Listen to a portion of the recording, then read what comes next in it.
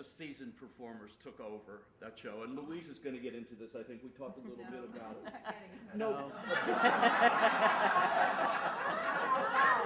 about the younger performers being so technical but lacking something else. And I think if I could say this, you know, Fosse was too much of one thing for me. It was the new Fosse that Ann Reinking pushes, and not the old vaudeville Fosse. I mean, and I remember the baseball number when I saw it in your show was not nearly what we did with George Marcy. That original ballet. Yes. It was, you know, they get compromised a lot, but. And it's funny because I consider you now the working dancer, the quintessential Fosse girl. So, just fantastic. Now, again, the devil's advocate. Was there a difference in Gwen's teaching and Ann Reinking's teaching? Oh yes. Oh yeah. Gwen was, first of all, she was all she knew it all, and you know, she really was an encyclopedia. She would just say, well, you know, and when she would be saying those things like, do you want to do it the way Helen Gallagher did it, or the one, she would do it. She would do each one, and you would just be mesmerized. And this is, you know, later on in her life, and she was at least in her 80s at this point. No, she died at 75. Oh, well, there you go. But she went back. That's what she said.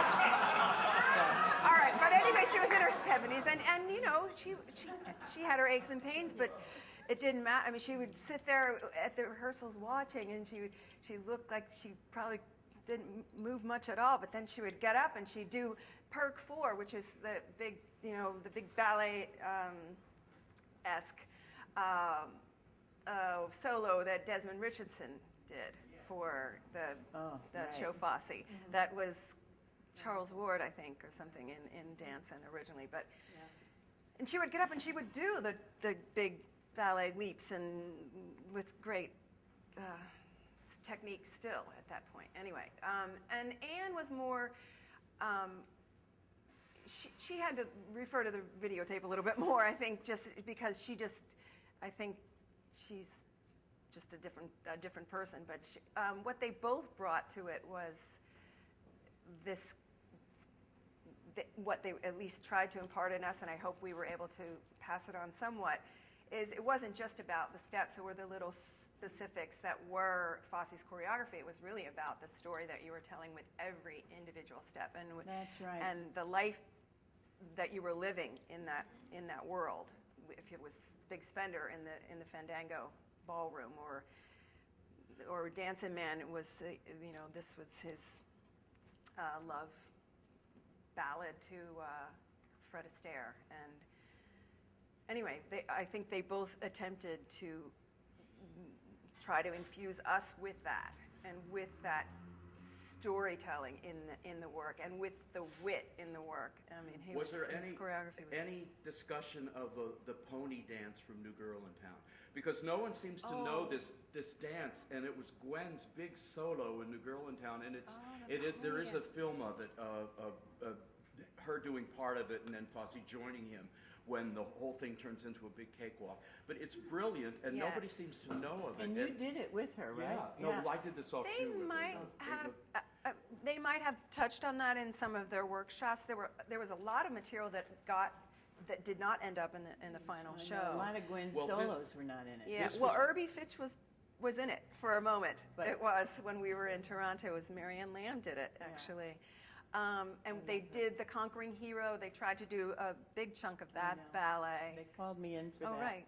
But by the way, The Conquering Hero, the producers said to Fosse, your soldiers are too effeminate. We need a stronger number, and that's one of the reasons he said, I won't compromise. That's my number, and that stays in the show where it goes. And he won the lawsuit. But it was because, in one of those books I have, it's because they thought the dancers were too effeminate. Well, what he was doing was he was against war. In every show, he kept being against war when it was really not the fashion to be against war.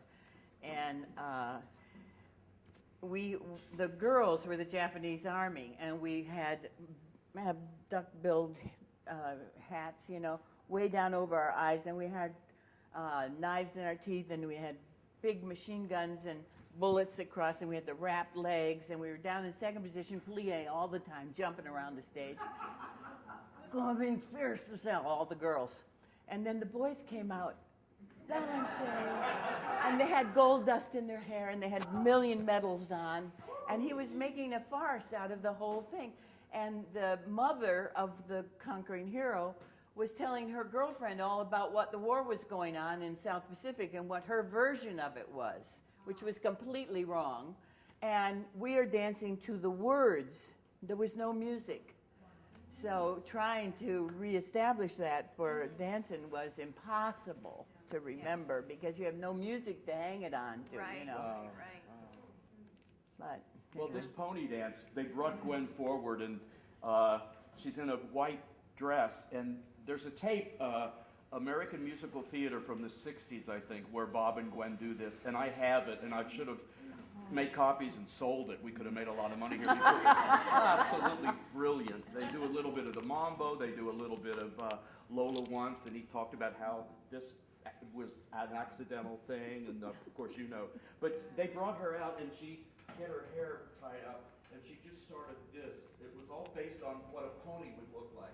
And she started moving this way, and she threw her hair down, and it got to be this line, which she always uses, but was so fantastic. Oh my God. And Gwen is in black pants and a black top, and the line is incredible. That's where you see how fascinated he was with his line all the time. Yes. He also, he was my kind of, I love that. Yeah.